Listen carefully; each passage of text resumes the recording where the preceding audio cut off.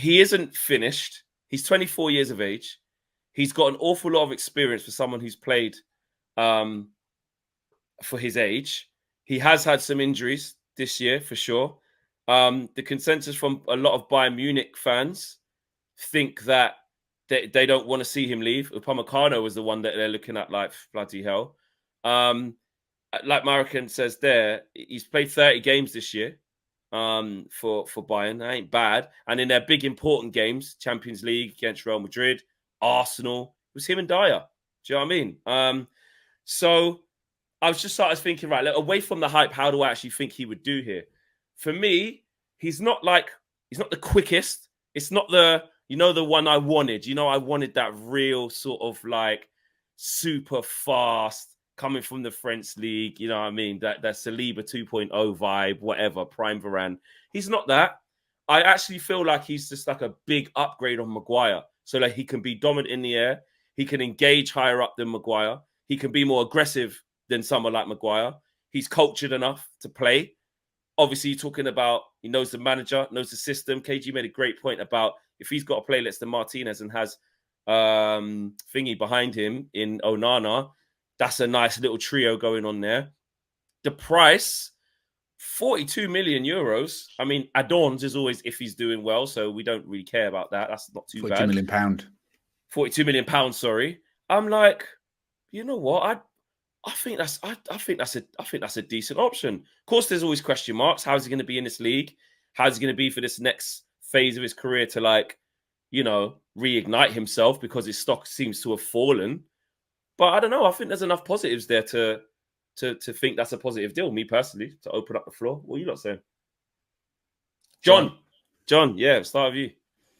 I like De Ligt. I think the fact that people are critical of him because maybe his time at Bayern Munich hasn't really worked out the way he wanted to. I think that's very unfair. If you look at what he provides from a potential aspect already alone, I think he's worth a gamble. He's not somebody that's, not really shown it in any stretch. He's done well at Ajax. He's done well at Juventus. He's obviously had a difficult past, but he did usurp the Kim and Jae Upamecano partnership, albeit they didn't win the Bundesliga, but he was better alongside Eric Dyer. And I think, we mentioned Harry Maguire. Harry Maguire's services for Manchester United have been phenomenal, whether you like it or not. I think he's actually turned things around and during a very tumultuous period. He's worked hard for us. I appreciate his services, but at the end of the day, I think De Ligt provides more. I think he's a more fluid center back. I think what he provides on and off the ball, his agility, you need that almost kind of that aerobic element as a center back these days. And I think De Ligt definitely provides that way better than, for example, respectfully speaking, somebody like Harry Maguire or even Victor Lindelof. And I if we can get him for a good price, my only concern this transfer window is that Manchester United moves smartly with the budget. And I think if we can move for somebody like Matthias de Ligt, who we know Bayern Munich are maybe looking to properly, offload, this will be a great opportunity for us to just swoop in on this. But just really quickly, let's just go around the room. John, you just had to say there. Dylan, really quickly, de Ligt, do you like it? Muted. You are muted. I'm muted. It is a low risk, high reward signing, I think. Like, he's 24. Yeah. The only issue is, like Steph said, it's wages. That's the only thing I have is you need to say to this guy, look, you've not had a good 5 years. You might come here and earn a little bit less. You'll still be a multimillionaire. You'll still get a load of money at the end of every month. Come here, rebuild yourself, show yourself at Old Trafford to be a good player. And we have a load of fast players around him anyway. Like Dalot's just clocked the highest speed of any fullback at the Euros so far, at like 35 kilometers an hour. He's quick. He'll be playing on Dalot's side. Martinez isn't slow. And then you've got Shaw and Malacia on the other side. They're not slow either. So in terms of the speed, it's one thing that people do mention, saying, he's a bit more of a truck, but that's fine. You need players like that, like Harry Maguire, for all everything that surrounds Harry Maguire. At the end of the day, if you've got an upgrade on Harry Maguire, you've got a good player. He's got 5 years of experience, only 24. You give him a whole new contract. As long as that contract is within the structure that Ineos want to have, I really can't see any real problems with it. And 42 million as well. I reckon we can get that down. Because, Bayern has said we're happy to sell. But if they're happy to already make a loss, they're probably happy to make maybe a little bit more of a loss or won't mind it too much. And then, so I really don't see any issues with it at all. I like the idea of De Ligt. And also, I wanted him years ago first when he was at Ajax, then when Yeah. he was leaving Juventus, I always said that is a good centre back. He's young, he's experienced, he's a massive personality as well, huge personality. Captain of Ajax at 19, and that that says a lot about a player. That's someone we need. Those are the type of players. If we've lost Varane, if we're losing potentially Casemiro, etc., these are big leaders, big players that we need to replace personality-wise.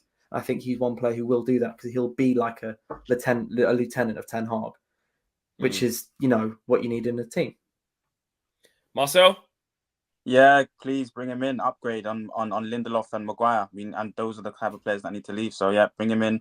Price. Everyone's saying it really. Good price. Steph? Just making the sure I'm wages. unmuted.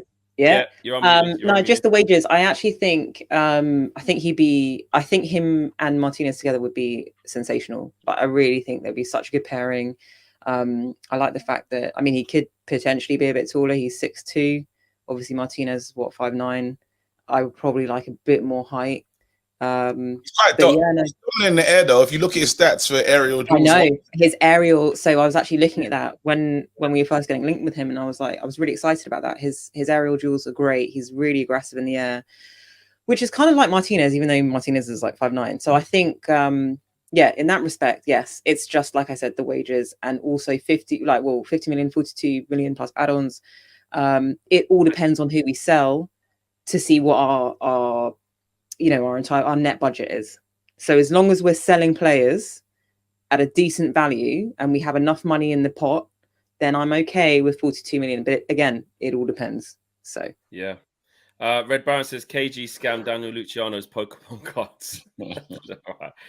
Cam, just drop me a WhatsApp about what you think of Ligt. I'll read out on another show, mate.